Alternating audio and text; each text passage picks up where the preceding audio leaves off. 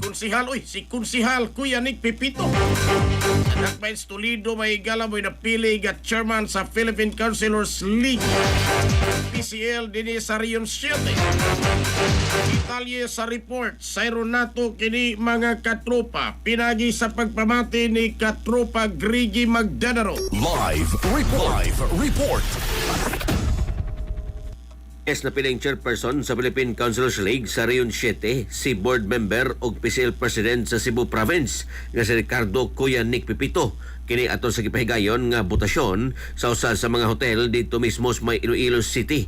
Kagahapong adlaw si Pipito gibutar isip chairman nga way kontra atol sa iyang pagpapili sa naasoy nga posisyon siya malipayon o ingon man may pasalig sa kini karong iyaha nga buhaton isip chairman sa isgutan nga kapurungan sa mga konsehal tibok Rion 7 si Pipito kinsa mausab ang PCL President diri mismo sa Cebu Province ikatakdaw sab nga mo serbisyo nini karong iyang bag-ong posisyon isip usa sa mga dako nga opisyales sa mga konsehales diri mismo sa Rion 7 sa ato mga katropa diha nga nagkalubog ug nagkarap ang pananaw.